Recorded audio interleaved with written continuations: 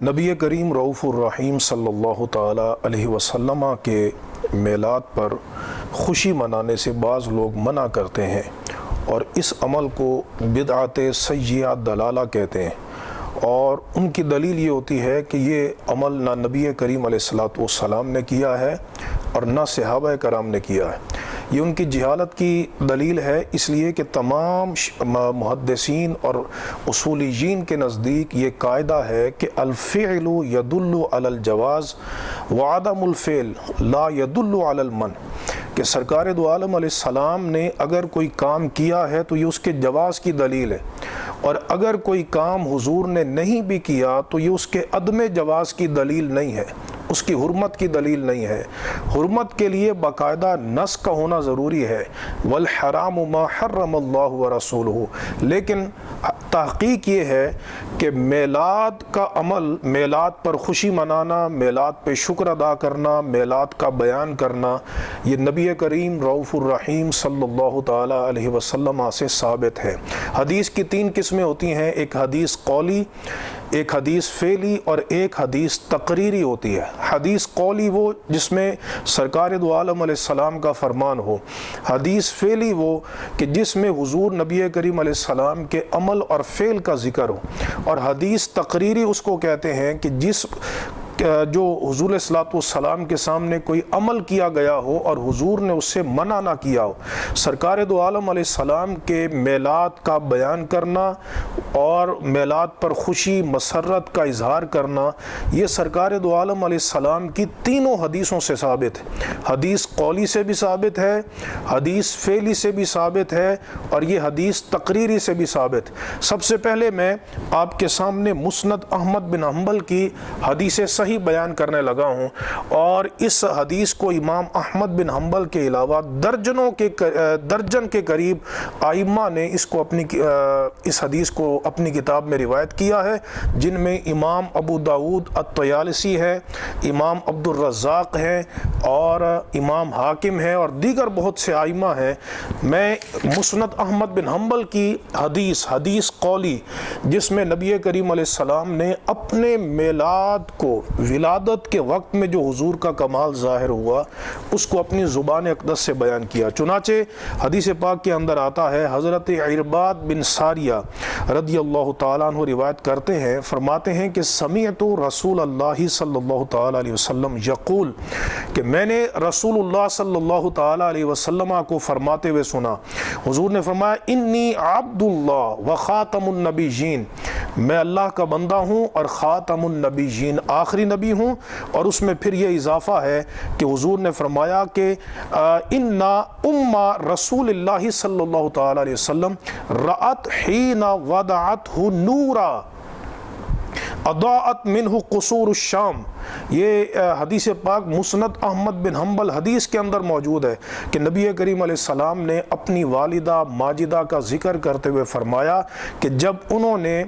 مجھے جنم دیا، حین وضعتہ، حضور کو جنم دیا، حضور کا میلاد ہوا، حضور کی ولادت ہوئی، تو انہوں نے دیکھا ایک عظیم نور حضور کی ولادت کے ساتھ نکلا، اضاءت منہ قصور الشام، جس کے ساتھ شام کے محلات روشن ہو گئے۔ یہ حضور اپنی ولادت کا کمال اور ولادت کے وقت نور کا ظہور حضور اپنی زبان اقدس سے بیان کر رہے ہیں۔ ہمارے میلاد کے بیان کا بھی یہی مقصد ہوتا ہے کہ ہم امت کو بتائیں کہ نبی کریم علیہ السلام کے میلاد کے وقت میں کیا کیا واقعات رونما ہوئے، جو سرکار دو عالم علیہ السلام کی عظمت پر دلیل ہے کہ جس محبوب کی ولادت کے وقت میں یہ شان ہے، تو جب محبوب کے کمالات اور مدارج کی تکمیل ہو گئی تو اس وقت محبوب کریم علیہ السلام کی عظمتوں کا عالم کیا ہوگا۔ نبی کریم علیہ السلام نے اپنے میلاد کو منایا ہے، سیلیبریٹ کیا ہے، اس پر تشکر ادا کیا ہے، اور یہ حضور کے فعل سے ثابت ہے۔ چنانچہ یہ میں آپ کے سامنے صحیح مسلم، حدیث کی بڑی معروف کتاب ہے، اس کو پیش کرنے لگا ہوں، اور یہ حدیث سنن ترمذی میں بھی ہے، اور دیگر بہت ساری کتابوں کے اندر یہ حدیث پاک موجود ہے۔ امام مسلم نے اس حدیث کو کتاب الصیام میں نقل کیا کہ نبی کریم علیہ السلام سے پیر کے دن کے روزے کے متعلق پوچھا گیا، سئل عن یوم الاثنین، پیر کے دن کے روزے کے متعلق، تو حضور نے فرمایا فیہ ولدت وفیہ انزل علیہ، فرمایا اس میں میرا میلاد ہوا تھا، میری ولادت ہوئی تھی، تو میں اپنی ولادت کے تشکر میں اور اپنی ولادت کی خوشی میں پیر کے دن روزہ رکھتا ہوں۔ تو یہ حضور نے اپنی ولادت پر خوشی بھی منائی، شکر بھی ادا کیا، تو پتہ چلا کہ میلاد منانا یہ حضور نبی کریم علیہ السلام کی سنت سے ثابت ہے۔ اسی طرح امام جلال الدین سیوطی، یہ وہ ہستی ہیں جو تعارف کی محتاج نہیں ہے، بڑی عظیم الشان محدث، فقیہ، مجتہد، مصنف، 1000 کے قریب جنہوں نے کتابیں تصنیف کی ہیں،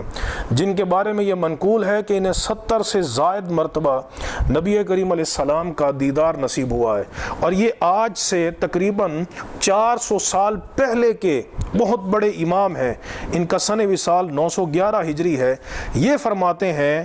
اپنی کتاب الحاوی للفتاوی کے اندر، اس کے اندر ان کا پورا رسالہ ہے حسن المقصد فی عمل المولد، وہ کہتے ہیں کہ میلاد منانے کی دلیل مجھ پر ظاہر ہوئی ہے، وقد ظاہر علی تخریجہ، مجھ پر ایک اور اصل سے حضور کے میلاد پر کھانا کھلانا، خوشی منانا، مسرت کا اظہار کرنا، اللہ کا شکر ادا کرنا، اس کی دلیل مجھ پر ظاہر ہوئی ہے۔ اور وہ کیا ہے؟ امام بہقی نے حضرت انس سے روایت کیا کہ نبی کریم علیہ السلام نے عقا عن نفسہ بعد النبوہ، حضور نے اعلان نبوت کے بعد اپنا عقیقہ کیا، حالانکہ ایک روایت میں یہ بھی منقول ہے کہ حضور صلی اللہ علیہ وسلم کے چچا جناب عبد المطلب نے آپ کے بچپن میں 7ویں دن عقا عنہ فی صاب ولادتی، آپ کی ولادت کے 7ویں دن عقیقہ کیا۔ والعقیقۃ لا تعاد مرۃ ثانیہ، امام جلال الدین سیوطی بیان کرتے ہیں کہ عقیقہ دوسری مرتبہ نہیں ہوتا۔ تو پھر حضور نے جو اعلان نبوت کے بعد جانور ذبح کر کے صحابہ کو کھلائے،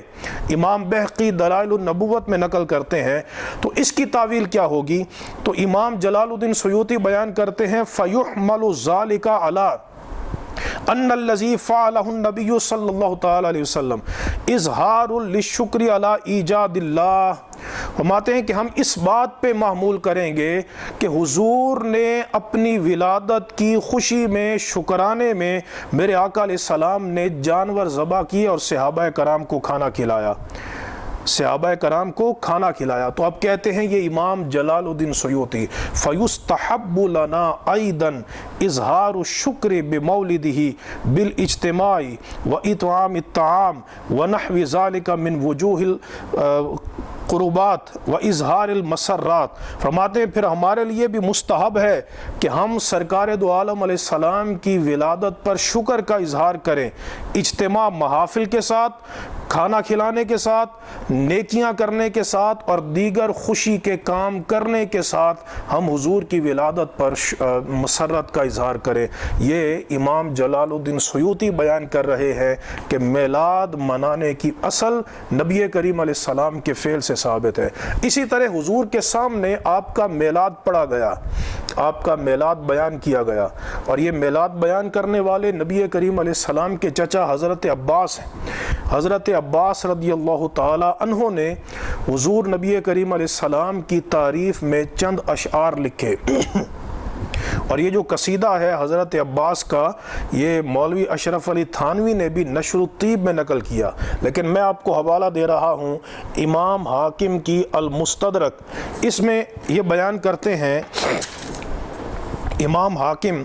حدیث بیان کرتے ہیں کہ حضرت عباس رضی اللہ تعالیٰ عنہ جب سرکار دو عالم علیہ السلام تبوک سے واپس ہوئے، تبوک سے، تو 1000 صحابہ حضور کی معیت میں تھے۔ انہوں نے عرض کی یا رسول اللہ صلی اللہ علیہ وسلم، حضور میں آپ کی تعریف اور مدح ثنا کرنا چاہتا ہوں۔ تو سرکار دو عالم علیہ السلام نے فرمایا قل لا یفضد اللہ فاک، فرمایا کہ چچا کہہ اللہ تیرے منہ کو سلامت رکھے گا، میری تعریف میں جو کلمات ہیں وہ کہہ۔ ان کلمات میں اور ان اشعار میں جو حضور کے ولادت کے وقت سرکار دو عالم علیہ السلام کی شان ظاہر ہوئی. حضور کا میلاد حضرت عباس نبی کریم علیہ السلام کے سامنے بیان کر رہے ہیں، صحابہ کرام سن رہے ہیں، اور کریم نبی علیہ السلام اس پر دعا عطا فرما رہے ہیں کہ اللہ تیرے منہ کو سلامت رکھے. ان میں یہ کلمات ہیں کہ انت لما ولدت اشرقت الارض وضاءت بنورک الافق. یا رسول اللہ صلی اللہ علیہ وسلم، جب آپ کا میلاد ہوا، آپ کی ولادت ہوئی، تو آپ کی ولادت سے زمین چمک اٹھی. اتنی بڑی بات حضور کے میلاد کے متعلق صحابہ کی موجودگی میں اور سرکار دو عالم علیہ السلام کی موجودگی میں کہہ رہے ہیں. حضور جب آپ کا میلاد ہوا، آپ کی ولادت ہوئی، زمین چمک اٹھی. وضاءت بنورک الافق. اور میرے آقا صرف زمین نہیں چمکی بلکہ آپ کے نور سے آسمان کے کنارے بھی چمکنے لگ گئے.